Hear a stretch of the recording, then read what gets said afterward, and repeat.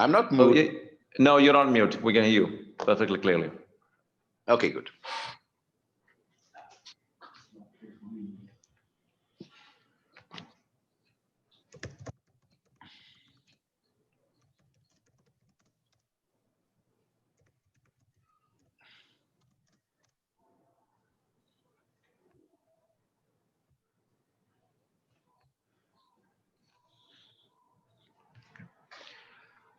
Hi, everybody, and good morning, and welcome to the last day of the workshop. So we'll begin the morning session with Albrecht Clem from the Hausdorff Center for Mathematics, and he's going to tell us about last chapter in Seattle black holes, untwisted quarter BPS dyons in the Z2 model. Over to you, Albrecht. Okay, thank you very much. And so this is joint work with two of my PhD students, and I mean, hopefully Fabian Fischbach is there because he has done much of the technical details. So if I get stuck, he can help me out. But let me sort of say about the, oh, now I have to, yeah. So what is the main purpose of this talk? I mean, we all know there was a beautiful dictionary between geometry and physics that come from heterodic type 2 duality. And maybe the first highlight as far as the geometry goes was the seminal work of Yao and Zaslow, which in a sense started off this dictionary. And it sort of had, of course, a predecessor by Lothar Götzsche in the 90s. Namely, what Lothar Götzsche was realizing is if you have the Hilbert scheme of a surface, in this case, our surface is a K3, then the Euler number of this Hilbert scheme can be expressed in terms of the Dedekind eta function raised to the 24th power. And the 24th power, of course, has to do with the Euler number of the K3 itself. And then in 1997, Beauville first provided the link between, I mean, it was conjectured, of course, by Yao and Zaslow, but in mathematical terms, Beauville provided this geometrical link between the curve counting in primitive classes and the Euler number, the Euler characteristic of this Hilbert scheme. And finally, I mean, this is a long story, but at the end, it was proven also for non-primitive classes in a paper by Maulik, Pandya, and Emanuel Scheidegger and me, using Noether-Lefschetz theory on K3 fibrations, Calabi-Gauss. So the next step, so to say, in this dictionary is to calculate the chi-y genus of the Hilbert scheme and express it as a generating function. And that was proposed in a paper by Wafa, Sheldon, and myself. And so to say, now you see already the middle cohomology of the K3. So this is the 121. And this turned out not to be the end of the story. So you can actually pass to the Hodge numbers of the Hilbert scheme. And then you introduce two numbers which are take track of these different Hodge degrees in the Hilbert scheme, and you get the Hodge polynomial, which is basically also a generating function of these Hodge numbers, can be expressed in this form. So one of the these are comparably trivial observations, but one of the really important mathematical step in this dictionary was the proof of the matching of the generating series of Donaldson-Thomas invariants on the manifold X, which is K3 times an elliptic curve, with the inverse of the Egusa-Cusp form. So, I mean, this is of course due to Dijkgraaf, Verlinde, and Verlinde, but we sort of interpreted it in terms of Gromov-Witten invariants, or rather Gopa-Kumar-Wafa invariants, and finally these claim so to say, the conjecture was more precisely formulated by Oberdick and Pandrea-Pande, and then finally proven by Oberdick, Shen, and Oberdick and Pixton. And so this is now really a theory. And so you can ask yourself why we want to keep this dictionary alive, since apparently the physicists can do everything better.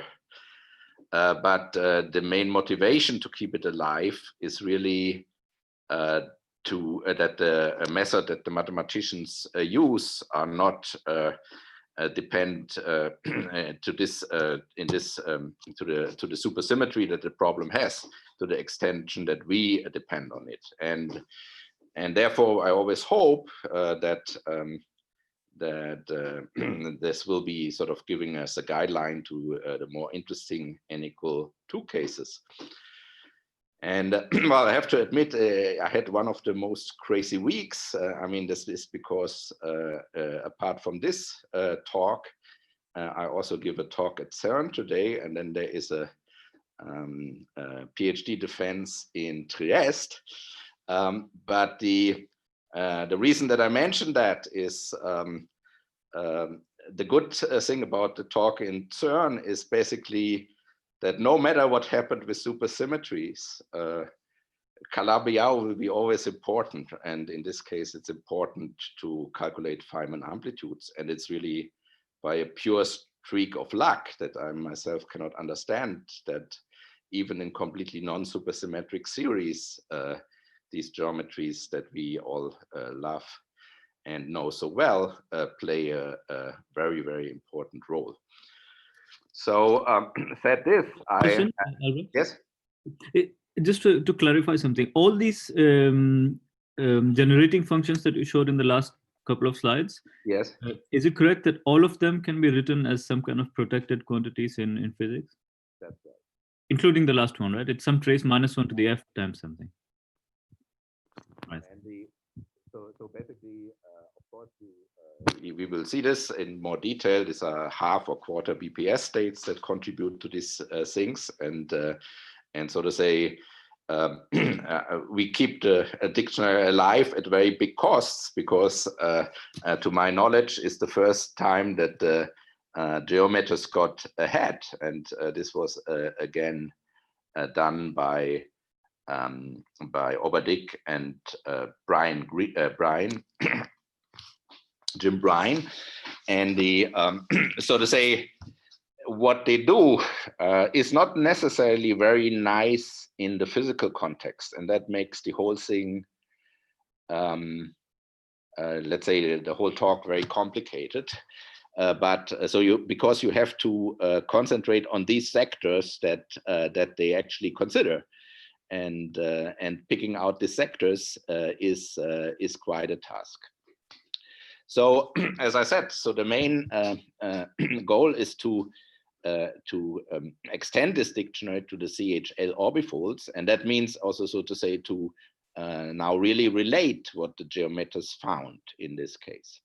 So as you well know, this CHL orbifold is an orbifold where you have a shift symmetry on the T2.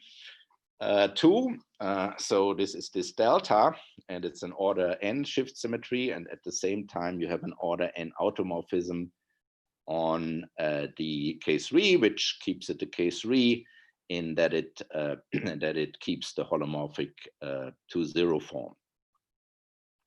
And it has some quite non-trivial action on the middle cohomology of this K3, which is given by these hyperplane lattices and to the 3, making the signature 16,3, and then you have 19,3, and then you have the E8 lattice.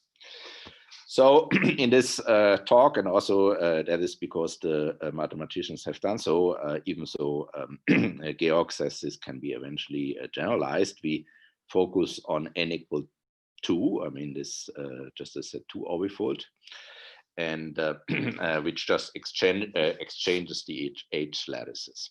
So that means in particular that the invariant part of the lattice will be one E8 lattice, and with in which the intersection form is scaled by 2. So now let me show you a little bit what Brian and Oberdick actually conjectured. Well, first of all, as I said, it was not so easy to prove even the Yau-Zaslow conjecture for for non-primitive classes. So most of this talk I actually also concentrate on the primitive classes. So as I said, to prove the conjecture for the non-primitive class, we need Calabi-Yau's K3 fibrations and had to look at this Noether-Lefschetz loci and basically unleash the full power of Giventhal's proof for the curve counting on certain toric Calabi-Yau. But the primitive part is simpler, and we will mostly focus here on the primitive part. So now we have this manifold X, which is K3 modeled out by this orbifold that I described in the previous slides. And what Brian and Oberdick actually achieved or saw from their geometric arguments is that it can be written in terms of a -6 Siegel modular form, which appears then in the denominator.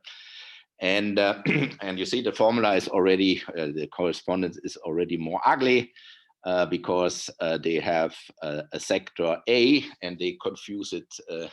They call it confusingly twisted and untwisted sectors, even though it should be not called this way from the physics point of view.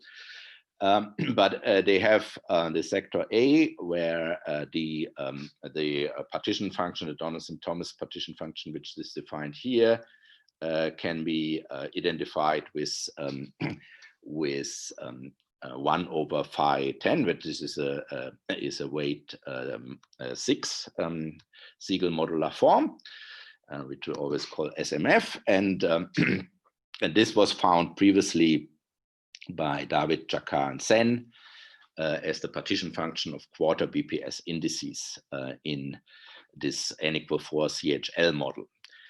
But then they have a second form, which is a very interesting and very nice modular object, which had no prior appearance in physics. And of course, we were wondering, can you find it or can you not find it in the physics calculation? So this object has, as you see, has this Siegel modular form chi10 in the denominator, but then it has genus 2 Eisenstein series in the numerator, and this is another generator of the weight 4 Siegel modular forms for this group, which is genus 2. And then this 0,2 means basically you have a 4x4 matrix, but the 2x2 matrix in the lower right corner is all the entries are mod 0, mod 2. And then this most puzzling object is actually this F4, which is a weight 4 Siegel modular form for a paramodular group that I will describe in more detail at the end. So if you say it in total, what is the apparent invariance of this object is the intersection of this paramodular group K2 with this Siegel modular group gamma not 2 that I have explained roughly. And this is called a Iwahori subgroup. So that is the challenge, to find this object in string in the calculation that we can do on the heterodic string, basically. Albrecht, may I make a small comment? Yes. So you say it has never appeared in physics. And in fact, probably you will explain it later, but it can be written as a linear combination of modular forms which have appeared in physics, for example, that's right. in the paper of Gaiotto double car, right? Yeah, that's basically also what we are doing. We're relating it to that. Okay. But so to say, in this form, it has not appeared. I mean, yeah, it's a linear combination, but you are right. I mean, at the end, you have to take certain linear combinations, right? And then you will find it. But of course, from I mean, so to say, the thing is that this guy has a geometric interpretation, and this is the particular linear combination which has the geometric interpretation. So there's an important clue for physics. I mean, basically, you expand here in the in Z, so to say, to keep. I mean, this is, if you see it as a Riemann surface of genus 2, you stretch the neck, and then you get two pieces which you should actually first identify. And so to say, this first object that we want to see in a physics calculation is this object that appears if you stretch the neck, because usually the argument is that, okay, you see maybe the electric sector, or you see the magnetic sector, you claim it's a dual, and then you extend it to the full Siegel modular group. And so it's natural to look first at this sector. And now this sector admits indeed the wall crossing interpretation, which I'm now sort of going into. So it is related to the usual decay of quarter BPS states into two half BPS states of of charge QP into Q0 and 0P. And that is, of course, respectively either a modular form of this or this, of tau or sigma. So then the first thing is that this weight 8 piece here is the same that appears already in sense Siegel modular form in this limit. And but this piece is different, so we somehow have to explain that. So so our suggestion is that it's quarter BPS states with the same magnetic P, but with different electric charge.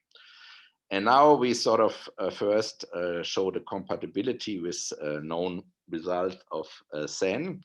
So basically, yeah, you have to see that this electric, I mean, that this diodes of charge Q belong to the twisted orbifold sector in the heterodic string.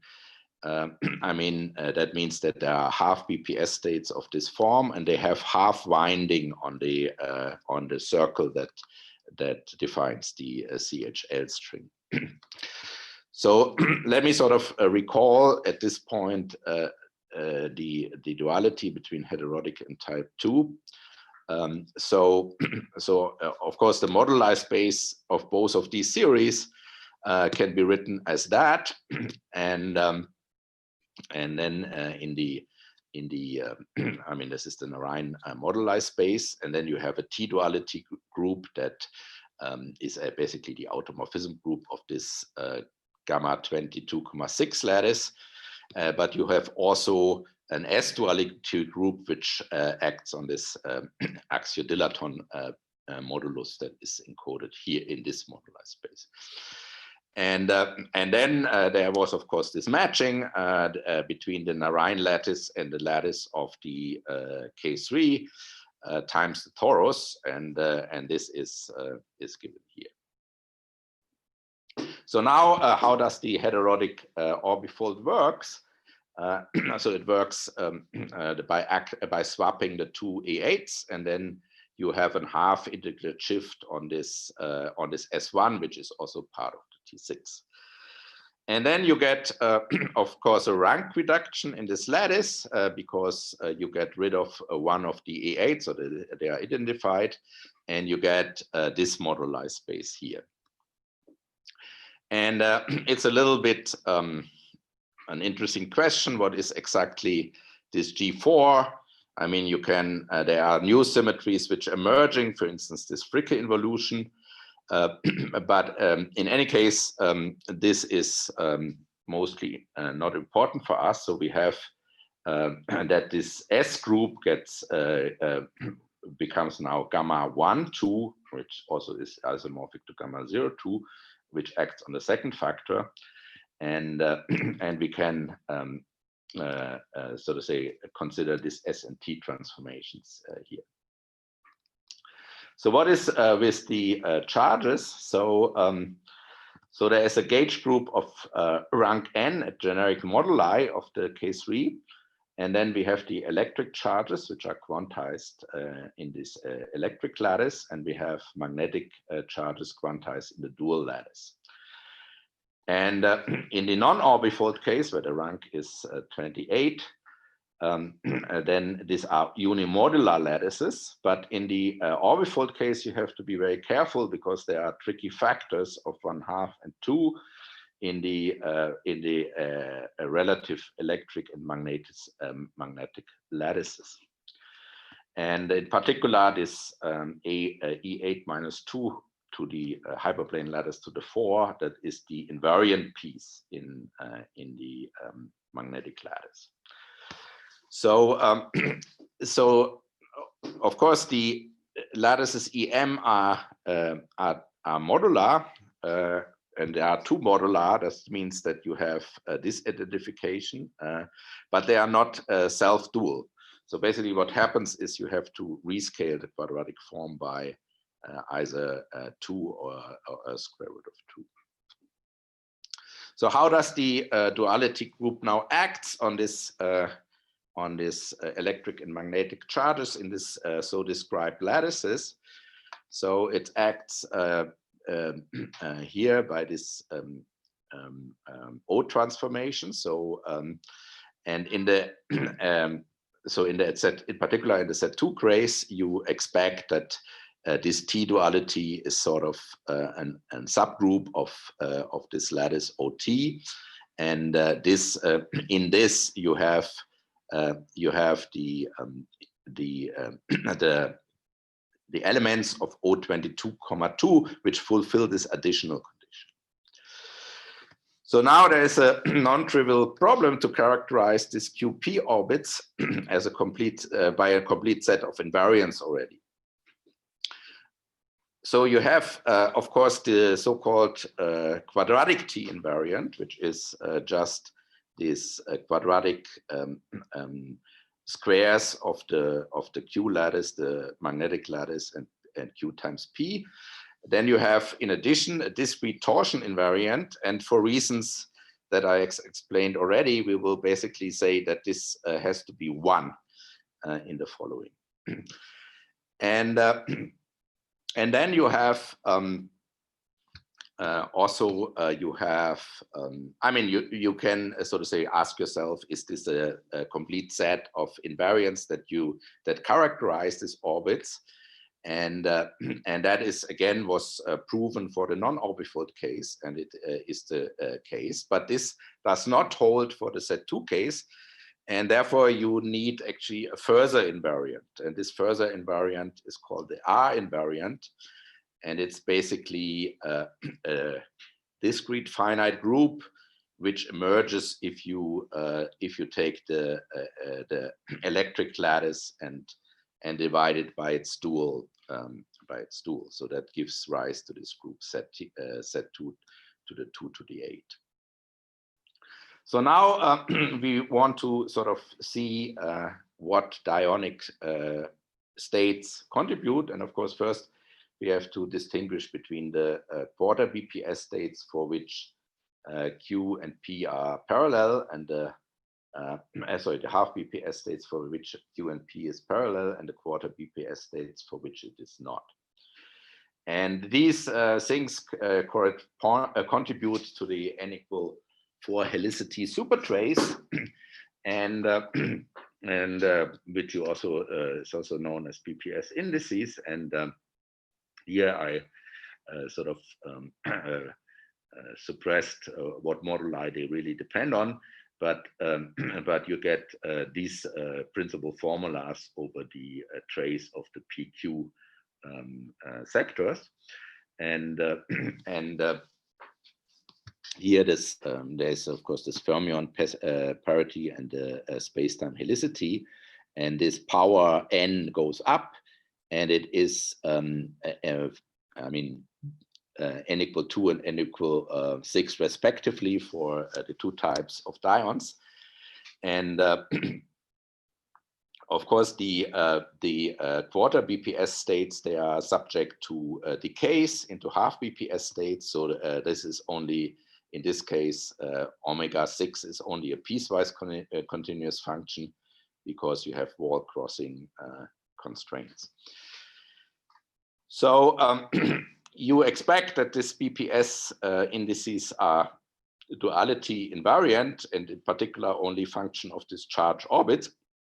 And now you can consider what we call always a set of charges that has to be consistently picked to eventually give rise to a modular form when all the considerations are taken into account.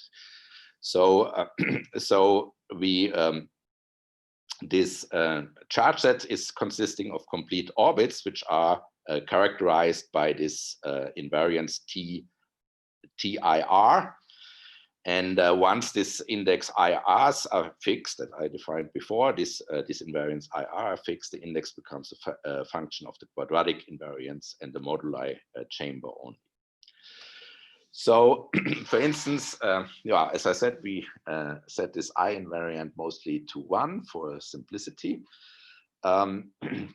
Maybe I should say, so for the general strategy to find this combination that that Oberdick and Brian found, we sort of make 2 checks. I mean, one check is from the wall crossing and the consistent charge orbits, and then the second check is, so this is basically following descriptions that were done by Purleen and I mean in this paper. And then in the second step, I'm going a little bit ahead, we look at the genus 2,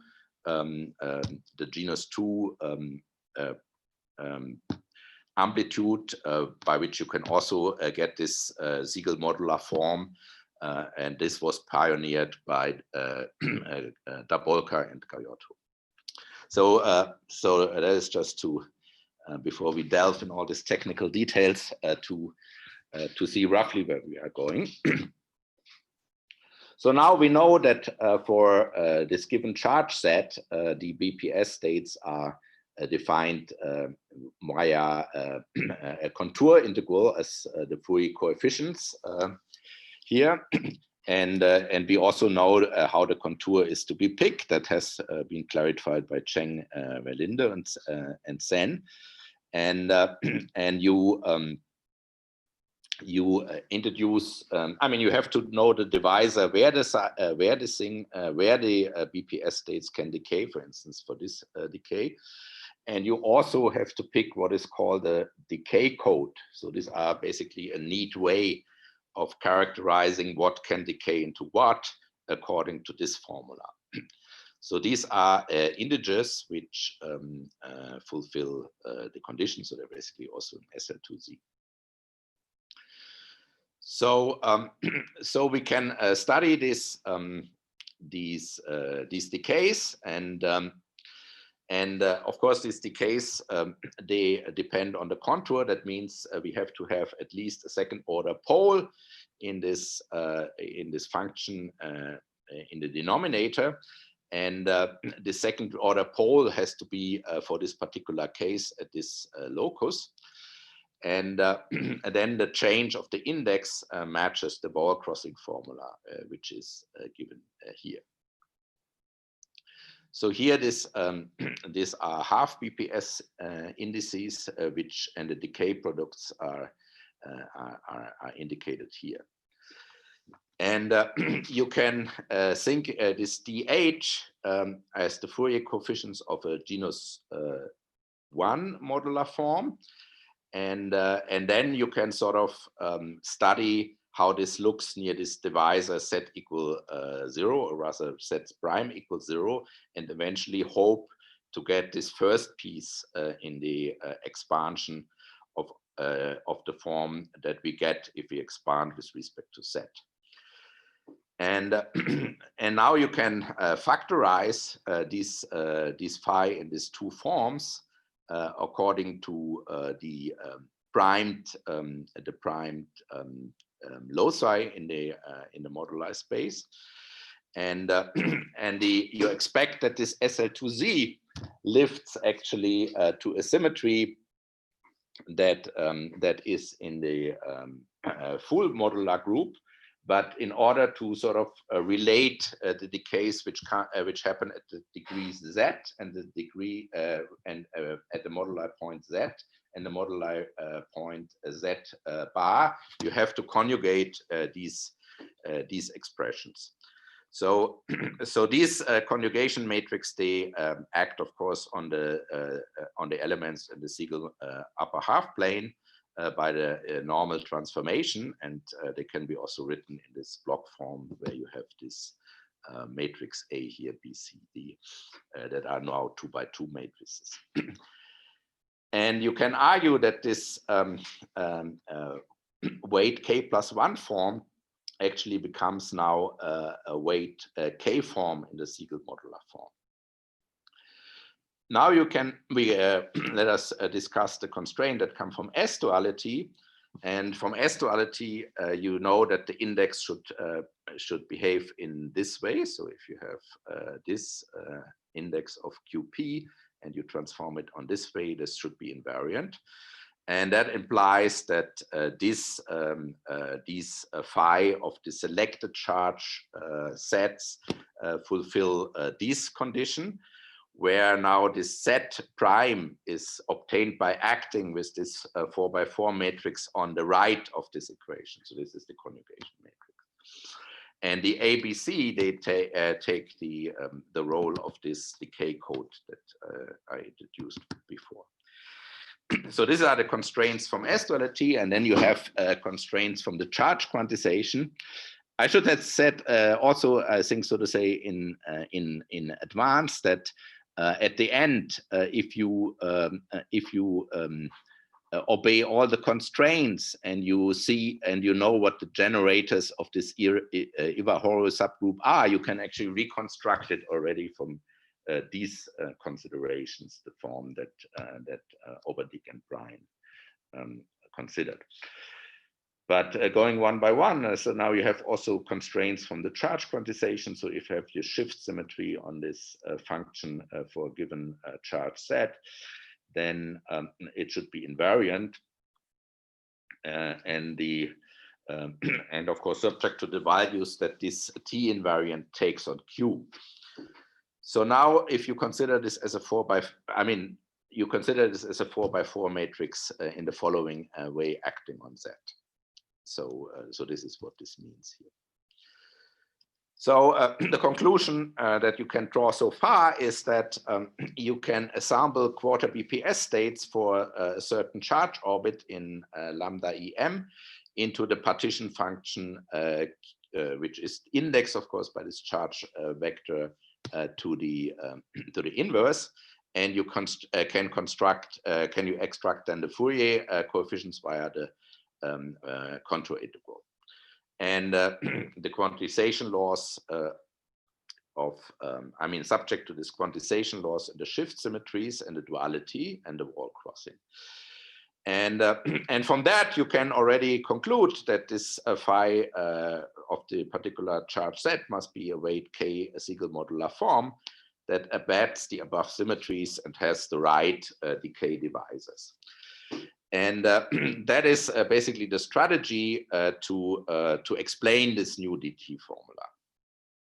So you identify the charges.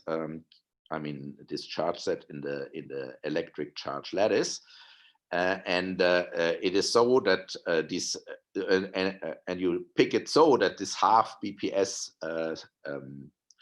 states actually fulfill the former, give rise to this set Q.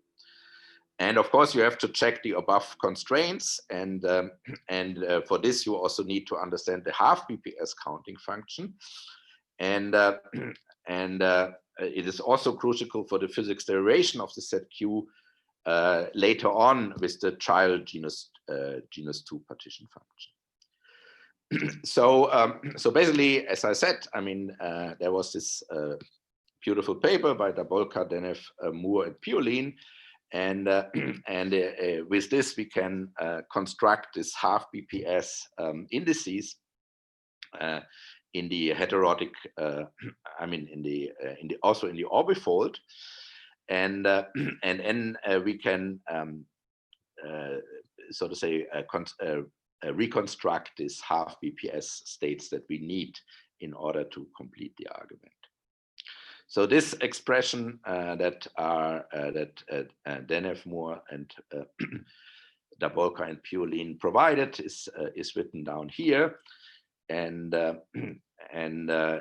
so to say, then you can take the appropriate derivatives and set these chemical potentials that you have in this expression to 0. So, so here the various terms are defined here by this lattice sum, and you can now contemplate how you read off the index. So in the unorbifold model, you would have this index, and for the Dabolka-Harvey states with this charge 0, I mean, which are just electric, you can read them off as the partition, the 24 partition of n. And if you now apply this to set n, this is more complicated. You consider a symmetric combination of your vectors in the root lattice, where in particular this p is in this finite group that is in the quotient of these two lattices. And now you consider the physical charges, and you can separate this in terms of theta function of characteristic, and so they are defined like that. And there you can, I mean, from this expression, you can get the untwisted sector of B4, which is divided naturally in a twisted and an untwisted sector. And the untwisted sector that is written here.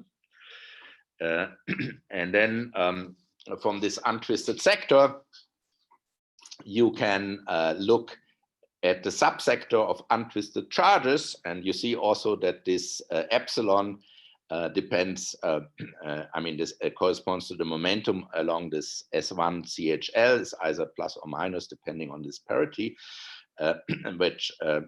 which is conserved under T. And so you can finally consider the untwisted sector with P equals 0, where the CHL momentum take arbitrary values, and then summing over epsilon gives the half BPS states for Q equals 0. And you see, that in this limit you get exactly what you expect, namely what we had in the limit when we expand just the function of Orbi and Pandria Pande in this slide. Okay, so that is a very nice check already, but to get the full result, we go to another beautiful paper. I mean, this is well, one has to say this is. I was a little surprised on how detailed all this knowledge was, but anyway, I mean, you have to extract from very detailed knowledge a tiny subpiece that maybe does not surprise the expert so much. But since I think it is valuable to keep this dictionary alive for the reason that I mentioned, we gone through it. So so what Dabolka and Gaiotto suggested, I mean, this was a picture that was inspired by the string webs, is that you can look at the chiral bosonic genus 2 partition function of the heterodic set 2 orbifold in order to identify the quarter BPS states that were discovered by Sen and other people. And as I said, I mean, the motivation was that this half BPS stions can be represented as a string web on a torus, which in M3 then becomes a genus 2's Riemann surface. And Gaiotto and Dabolka and Nampuri, they saw that the index of this, that the genus of this surface fulfills I plus 1 equal 2, and that is another reason that we have sort of to restrict ourselves to the trivial multiplicity in this I factor. So we have to have the common denominator of this I of this wedge to be 1. So I mean, we will not go beyond that. So anyway, we followed this ansatz now to follow the to identify the quarter BPS partition function for the charges with the in the untwisted sector. So this is complementary to the Dalbocca and Gaiotto. And this should in particular yield this partition function for the that was proposed by Orbi and Brian. So then you start with the sum over the orbifold blocks in this Siegel modular form, which is associated to this genus 2 surface, and it has the following form. In particular, it admits this factorization. And there the the piece zeta 6 are the Siegel Rhine theta function for the torus, which now have also this half shift here, and the expression that emerges for them is then this expression. So you can identify this as the period matrix omega, which is of course also in the Siegel upper half plane with chemical potentials conjugated to the quadratic charge invariants. And in the similar like in the genus 1 case, we have to identify the contribution that arise from the appropriate charges in this lattice sum, which sort of is the right thing that Brian and Orbi actually looked at. So first we look at the toroidal charge component in 6,6, and we will identify the Diane charges, the toroidal Diane charges, which we call Q1 and Q2.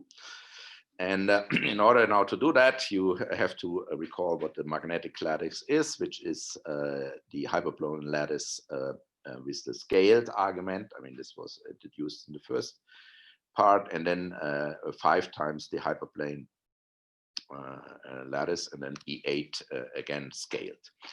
So if this Q1 should be magnetic, you should look at blocks with H equals 0, where there is no shifted U1 lattice. And also you have actually to sum over G1 and G2 to project on the charges with this phase factor. That means you have to that projects along the sublattice U1, U2 in U. And similarly, if you want the untwisted electric charges in set 6,6, you also have to look at H2 equal 0. So these H's there were defined here in this. I mean, these are basically the along the four cuts that you can put on the Riemann surface. These are the connections. So so next we will look. I mean, this is as far as this set 6,6 part goes from the T6. Now we have to look at the A8 charge lattice component, and we use the following observation. So without a set 2 shift along the CHL S1, just the action in the A8, one would obtain an equivalence theory. That means you would obtain these expressions. So so then you can conclude from that the full orbifold sum becomes a sum where this prime means that we omit the 0,0 sector here of the set E8, and then these 2 pieces with different characteristic for the 6,6 factor. And from the, I mean, in the above sets 6,6, we can focus on this part, which gives you the right states. And now you use again a result of Dabolka and Gayotta, which went back to a result of Dijkgraaf and Verlinde about the Siegel modular forms to compute this block in this E8 lattice, and this happens to look like that. So this is E8 Siegel modular form with shifted arguments over this denominators, which are weight 6 Siegel modular forms, and this if this has an index I, then there are the modular images of this under the index 3 subgroup that is in this subgroup of the Siegel modular group, which is gamma naught 2 2. And in addition, keep the characteristic 0 1 mod 2. And now you can write this. This can be viewed as a definition of this Y's at this. And from the Dabolka-Harvey analysis, you should remember that in the untwisted sectors, this charge components along the electric charge with 1/2 rescaled inner product come in 3 classes. So this is the class plus, which is 2 sigma plus p, where p again is in this quotient lattice, and they fall under into 3 orbits. I mean, these are E8 theta functions with characteristic, and this characteristic is then determined by the Weil orbits, and it is defined like that. So now you can express this E8 Siegel modular forms into this Siegel theta functions with numerator.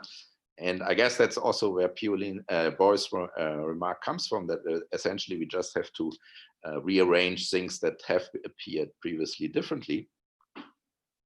But anyway, so we are using this decomposition, and we are eventually interested in this electric charge Q2 with components in E2, which is embedded, of course, in E8 of 1/2, and then we can replace these orbits with the theta functions. So, so we identify the correct terms to look at, which are these terms, and this can be written like this, where the exponential is just the same exponential that appears here and here, and then we can rewrite this in the following form in terms of this Y's that we identified before.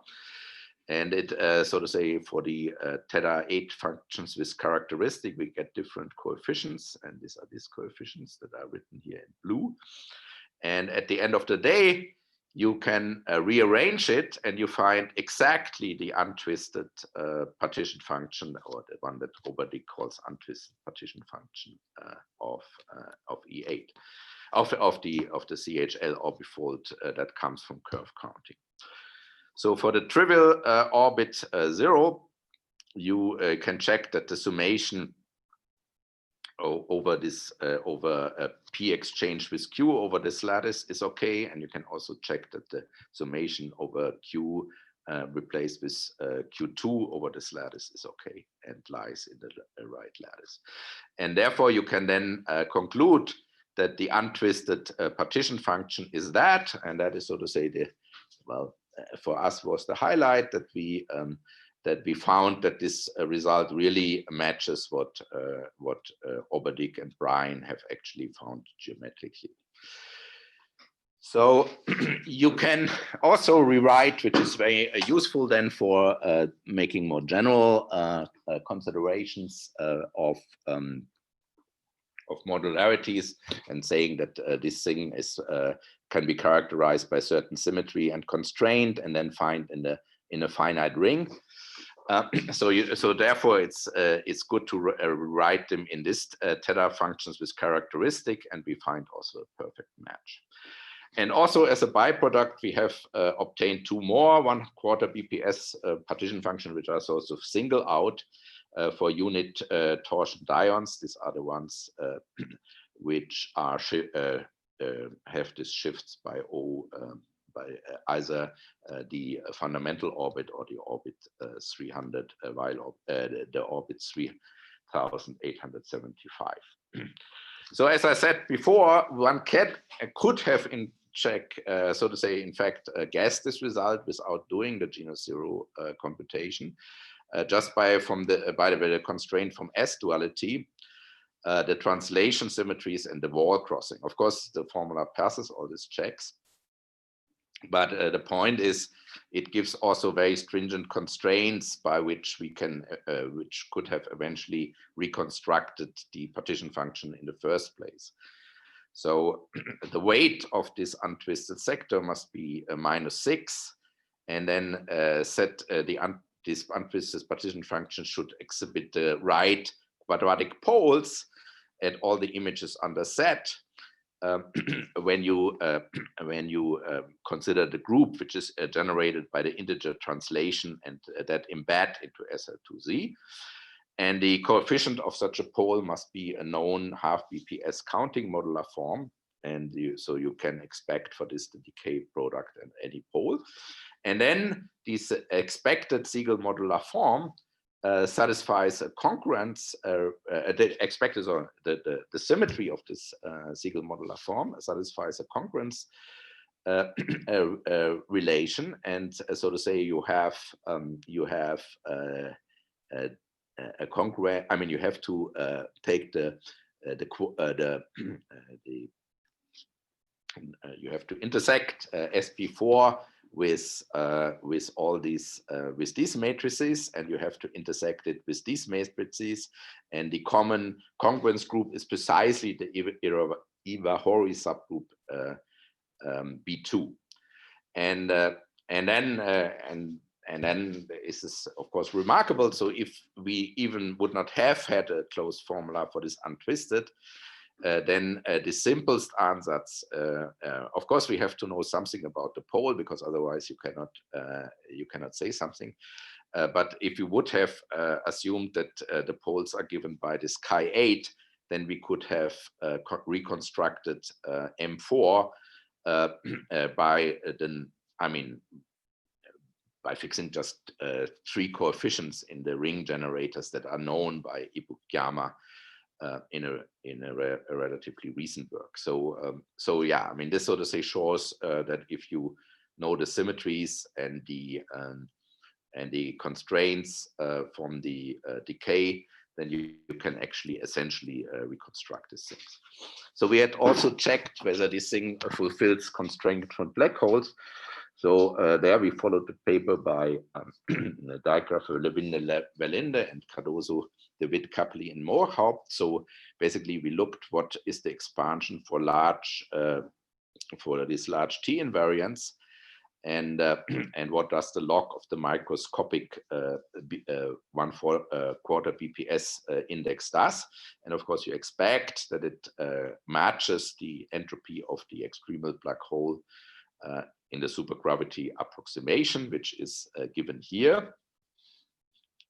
And here this correction have been worked out by these people here. They are given here. And here the tau is the axiodilaton, and now this function for the CHL orbifold behaves like that. And that leads us to, I mean, this can be used or connect to an analysis that was previously done for quarter BPS states in CRL model, and you can then see that the asymptotic growth of this Fourier coefficients by the subtle point approximation in tau sigma after picking up the dominant pole in the Z plane actually behaves correctly.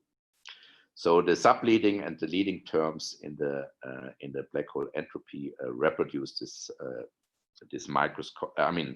reproduce microscopically what you expect, and and so this is a consistency check for this model.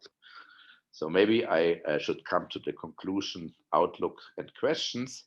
I mean, as I said, I mean, it is sort of a relatively strong commitment in keeping this dictionary alive, even so on the geometric part, you might be confronted with something which is not particular natural on the physical part, but you should find it. And so basically that was our main motivation. And in a sense, we could derive it in two ways. I mean, we could derive it from the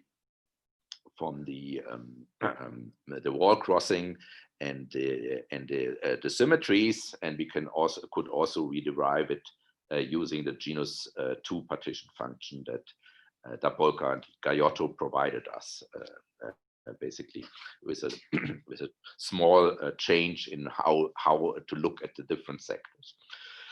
And of course, it checks all the physical constraints from charge quantization, S-duality, and wall crossing, and this gives, so to say, the physical explanation why you expect this Ibarhori subgroup that as I said, is this function, is characterizing this function. And finally, we checked also the asymptotic growth by comparing to this black hole entropy, as I explained in the last 2 slides. And well, I mean, there are, so to say, things that you can obviously do. I mean, for instance, Georg Oberdick, who is also not in Bonn, he has a student that maybe works on other symplectomorphism on the K3. And of course, I think maybe the main part of it is when this very strongly developed technique on the n=4 side, when it doesn't help us anymore, then maybe we have to rely on the mathematicians, and for this reason, I think it's worthwhile to confirm with what they're doing, and that was mainly the gist of the talk. So thank you. Let's thank Albert again. Questions, comments? I have a question, Albert. Yes. Well, actually, I missed the beginning of your talk because of some sound issues, so you might already have discussed it. But I was wondering whether you had tried to compare your results with our recent work with Guillaume and Charles Cosnioro, where with who? Let me put this down. Yeah, I think we have not, is the answer, but I should note it down. So in that paper, we obtained the BPS black hole degeneracies for arbitrary charge orbit in the CHL models, in particular in the Z2 CHL model. And what we find is that in general, you have linear combinations of Fourier coefficients of 1/phi6, and its image on the frequent evolution, which we call 1/phi6. And that's basically a linear combinations of what in your talk is called 1/phi60 and 1/phi61, I think. Yeah, 1/phi6. And so it looks different if at least at the general level, but in principle, you should be able to use our result to extract exactly the orbits that you're interested in and compare. Yeah, we tried that, but somehow we found it more convenient to do it again. But maybe we should compare it. I mean, I don't know exactly. I mean, this I have to ask basically Fabian why he didn't pursue that. But I think in principle it should work. Yeah.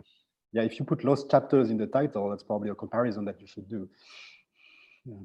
But we tried on our side, I must say, not very hard, and it's not conclusive yet, but I think it would be interesting to clarify. Thank you. I mean, that's a good point. Yeah. I mean, that is also maybe I don't know. I mean, these things, as I said, are very complicated, but maybe you can learn a little bit about certain restrictions that you have put already, and which are, of course, they are all, Boris is a big expert. So I don't know whether you can learn something or whether when we disagree with him, we just do something wrong. But we were, of course, happy that we agreed with this result of Oberdick and Ryan. And that's very nice. We have to check that, actually. Yeah.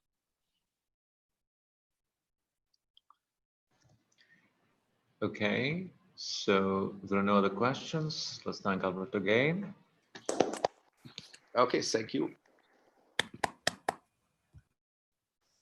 All right, thanks, Albert. Thank you. All right, so I we have to will prepare the next reconvene. one, so. Okay. We'll reconvene at 10:15 for Vishnu Jala's talk. Okay, thanks. All right, thanks. Okay, bye now. Bye.